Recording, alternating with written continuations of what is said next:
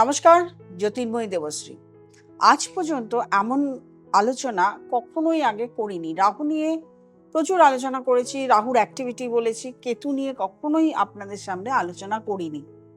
সব গ্রহেরই কিছু না কিছু অ্যাক্টিভিটি থাকে, কিছুটা নেগেটিভ থাকে, কিছুটা পজিটিভ থাকে। নেগেটিভ কি থাকে, পজিটিভ কি থাকে সেটা নিয়ে আলোচনা করব আজকে কেতুকে নিয়ে। কেতু এমন একটি গ্রহ যা আপনার জীবনকে সরাসরি কিছুতেই শেষ করে না। জীবনকে কিছুতেই রিলেটেড করতে পারবেন না যে আপনি কিভাবে শেষ হয়ে গেলেন। আপনার সমস্যা কেতু কি করে? সরাসরি আপনার মাইন্ড, আপনার মনকে আঘাত করে। আপনার মনের মধ্যে এমন কিছু একটা ঢুকে গেল, কোনো চিন্তাধারা, কোনো ভাবনা, এমন কিছু আপনার মনের মধ্যে ঢুকে গেল যেটা নিয়ে আপনার জীবনের প্রথম ফোকাস সেটাকে নষ্ট করে। আপনার জীবনের দাম্পত্য সমস্যা সেটাকে নষ্ট করে। আপনার জীবনের জবের জায়গা, আপনার জীবনের কেরিয়ারের জায়গা, আপনার জীবনের যত পজিটিভিটি সেটাকে নষ্ট করে দেয় কেতু এইভাবে। কেতু একটি ছায়াগ্রহ, জীবনেও কোনোদিনও সেটা থেকে আপনি আলো পাবেন না। এই ছায়াগ্রহ এক একটি ঘরে 1.5 বছর করে থাকে এবং আপনার বার্থ চার্টে কোথাও না কোথাও বসে আছে কেতু, কোথাও না কোথাও তার অপোজিটে বসে আছে রাহু। কিন্তু কেতু, আমি দেখেছি কেতু, আমার কাছে বহু ব্যক্তি এসছে যাদেরকে আমি বহু চেষ্টা করেছি তাদের মন থেকে অনেক কিছু দূরীভূত করার, সহজে কিন্তু তাদের মন থেকে তাদের যে শঙ্কা, তাদের যে চিন্তাধারা, তাদের যে ভাবনা, সেটা সহজে তারা সেখান থেকে সরায় না। সেই চিন্তাধারার মধ্যেই কিন্তু তারা ঢুকে থাকে, যার জন্য হয়ে যায় তার জীবনটা চরমভাবে অসমাপ্ত। জীবনের সাকসেস বলে কিছু থাকে না। মানসিকতা, মন এবং মানসিকতা, চঞ্চলতা এমনভাবেই তার জীবনে ঘটে, সে জীবনটাকে বারবার তার চেঞ্জ করতে চায়। কিরম ভাবে চেঞ্জ করে? হয়তো ভাবে তার জব, যেখানে জব করছে বা চাকরি করছে, সে চাকরির জায়গায় তার মন বসে না, মন টেকে না। যারা বস আছে, বসের সঙ্গে বা সহকর্মী, তাদের সঙ্গে তার কখনোই মনের, প্রাণের, আত্মার মিল হয় না, মানসিকতার মিল হয় না। জব বারবার চেঞ্জ করে। অনেক সময় হয় তার জায়গার পরিবর্তন করে। সে হয়তো একটা স্টেটে আছে বা সে হয়তো একটা শহরে আছে, মনে করে এই শহরটা তার পক্ষে, এই শহরটা সে টিকতে পারছে না বা তার পক্ষে সুইটেবল নয়।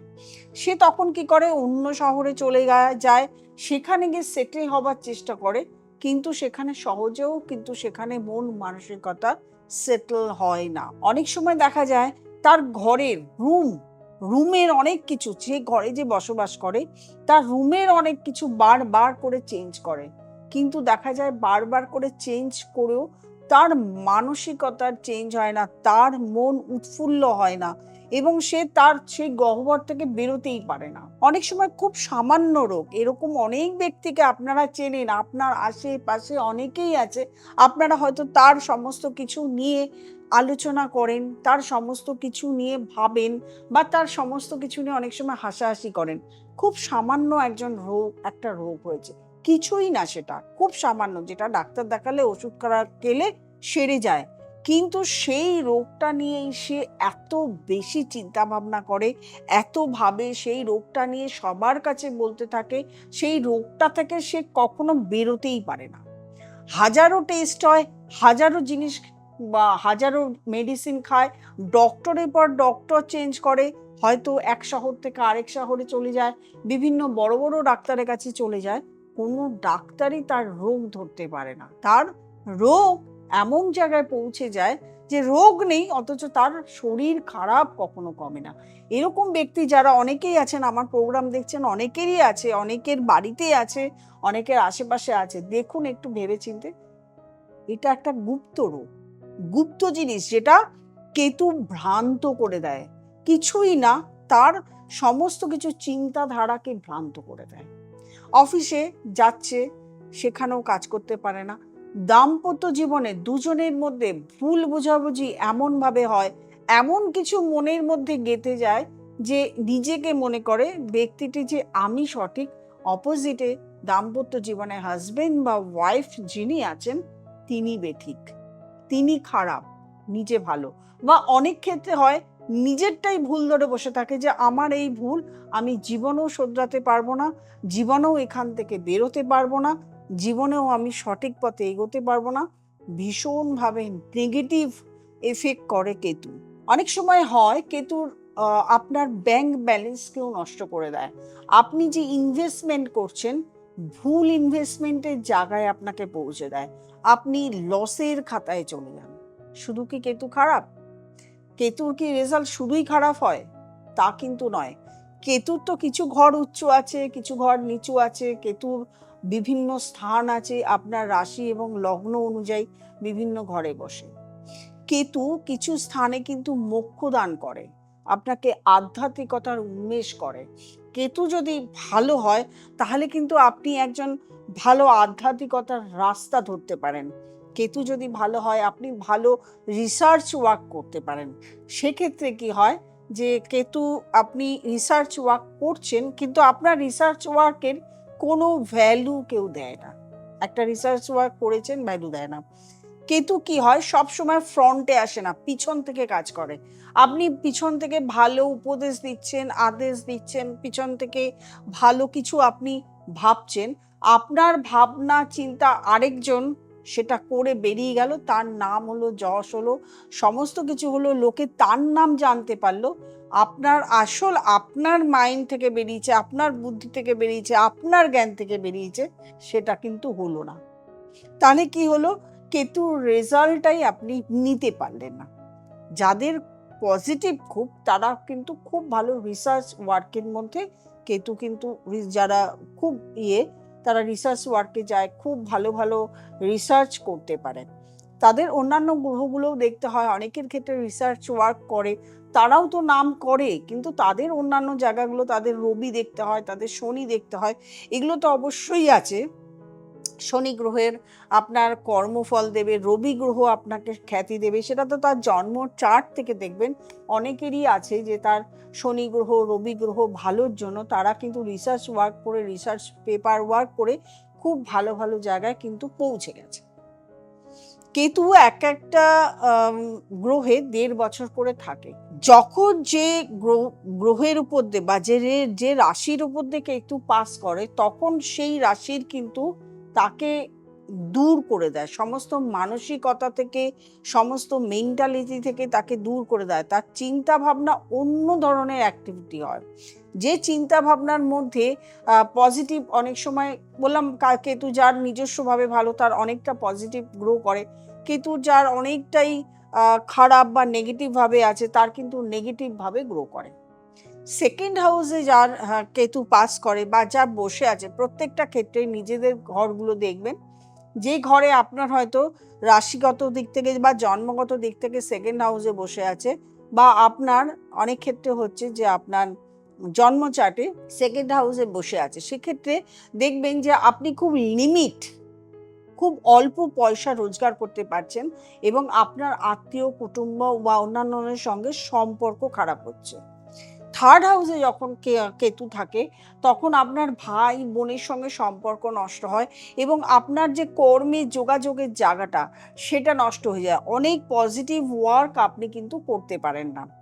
ফোর্থ হাউসে যখন কেতু থাকে তখন এদের মন মানসিকতাই খারাপ থাকে এবং ফোর্থ হাউসে মায়ের সঙ্গে সম্পর্ক খারাপ থাকে, বাস্তু খারাপ থাকে এবং এই মন মানসিকতার জন্য কিন্তু সবার সঙ্গে সম্পর্ক নষ্ট হয়, ব্যবসা বাণিজ্য, কর্মের জায়গায়, প্রত্যেকটি জায়গাতে আপনাদের সম্পর্কগুলো নষ্ট হতে থাকে।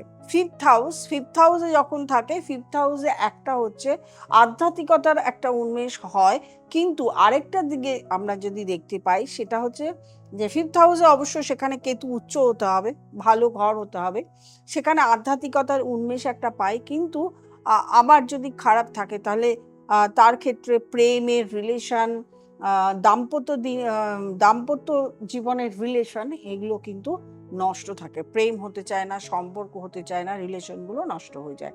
সিক্স হাউসে যদি থাকে, যাদের ক্ষেত্রে কেতু ভালো না সেক্ষেত্রে সিক্স হাউসে প্রচুর পরিমাণে শত্রু হয়। আবার যদি সেখানে উচ্চস্থ কেতু হয়, স্ট্রং কেতু হয়, তাহলে সেক্ষেত্রে আপনার যত শত্রু সমস্যা, কর্ম সমস্যা, সেগুলো কিন্তু মিটে যায়। সেভেন্থ হাউসে যদি কেতু থাকে তাহলে দাম্পত্য জীবনে দুজনের সম্পর্ক খারাপ হয়, দুজনের মেন্টালিটি খারাপ হয়, দুজনের মানসিকতার একদম মিল থাকে না। এইট হাউসে যদি কেতু থাকে, এইট হাউসে কিন্তু আপনাকে এখানেও আধ্যাত্মিকতার একটা পরিচয় দেয়। এবং এইট হাউসে আরেকটা জিনিস যেটা হয়, এইট হাউসে অনেক সময় গবেষণা, রিসার্চ ওয়ার্ক এগুলো তো দেখতে পায়, আবার এইট হাউসে লোন, ঋণ এই সমস্যাও সৃষ্টি করে। নাইন্থ হাউসে যদি কেতু থাকে, নাইন্থ হাউসে কি হয়, আপনি অনেক সময় ঈশ্বর বিশ্বাসী নন, আপনার ধর্ম কর্মে অনেক সময় মন বসে না, আপনার ধর্ম কর্মের প্রতি বিশ্বাস থাকে না। আবার কেতু স্ট্রং থাকলে এরাই খুব বেশি পরিমাণে বিশ্বাস করে, আধ্যাত্মিকতাকে বিশ্বাস করে, ধর্মকে বিশ্বাস করে, কর্মকে বিশ্বাস করে, সমস্ত কিছু, ঠাকুর, ঈশ্বর এদেরকে বিশ্বাস করে। 10th হাউসে যখন কেতু থাকে তখন কর্মের জায়গায় ভীষণভাবে ট্রাভেল শুরু করে দেয়। কর্ম সেখানে ঠিক মতন আপনাকে করতে দেবে না, আপনার বস এবং আপনার সহকারী যারা আছে তাদের সঙ্গে মন মানসিকতার সম্পর্ক আলাদা হবে, আপনি সেখানে কিছুতেই কাজ করতে পারবেন না। 11th হাউসে যখন কেতু থাকে তখন আপনার জীবনে সাকসেসের রেটটাকে কমিয়ে দেয়। তবে সব কেতু কিন্তু সমান না, বারবার করেই বলছি, উচ্চ কেতু আছে, নিচস্থ কেতু আছে, কেতুর ঘর আছে, কেতুর নক্ষত্র আছে, সমস্ত কিছু পর্যালোচনা করতে হয়। সেক্ষেত্রে কেতু যদি 11th হাউসে থাকে সেক্ষেত্রে আপনার সাকসেস রেট কমে যায়, আপনি পরিশ্রম করবেন জীবনে কিন্তু আপনি সাকসেস হতে পারবেন না। 12th হাউসে যদি কেতু থাকে, কেতু যদি পাস করে বা আপনার জন্মকালীন থাকে, আপনাকে মোক্ষ দান করবে, আপনি মোক্ষ প্রাপ্ত হবেন এবং তার সঙ্গে সমস্ত সম্পর্ক থেকে আপনি দূরে চলে যাবেন। আপনার সম্পর্ক, আপনার রিলেশন, আপনার মেডিসিন, হসপিটাল, আপনার বেড, হাজব্যান্ডের সঙ্গে বেড সেপারেশন হতে পারে, আপনি আধ্যাত্মিকতার পথ বেছে নিতে পারেন, এখানেও কিন্তু আপনি রিসার্চ ওয়ার্ক করতে পারেন। কেতু নিয়ে খুব বলতে গেলে সারাদিনই লাগবে, যতটুকু জিস্ট, যতটুকু বললে আপনারা বুঝবেন ততটুকুই আমি আলোচনা করব। আরও আলোচনা আপনারা পাবেন পরবর্তীকালে, যখন শুরু করেছি আপনাদের সামনে আরও আলোচনা নিয়ে আসব। আজকে এইটুকুই। যারা নতুন প্রোগ্রাম দেখছেন তারা অবশ্যই সাবস্ক্রাইব করবেন, লাইক করবেন, কমেন্ট করবেন, শেয়ার করবেন এবং নোটিফিকেশন অল বেলটি প্রেস করতে ভুলবেন না। আর যারা দেখাতে চাইছেন, নিচে স্ক্রলে যে নাম্বারটি রয়েছে সেই নাম্বারটিতে ফোন করবেন, বুকিং করবেন, চেম্বারে চলে আসবেন এবং অবশ্যই যারা অনলাইন করাচ্ছেন অনলাইন কনসালটেশন করিয়ে নেবেন। যারা দূরে আছেন, বিদেশে আছেন, তারা তো অনলাইন করান, বা আমার বাড়ির থেকে বা আমার চেম্বার থেকে যারা দূরে থাকেন তারা তো অবশ্যই করাতে থাকুন। প্রত্যেকে ভালো থাকুন, আনন্দে থাকুন। নমস্কার।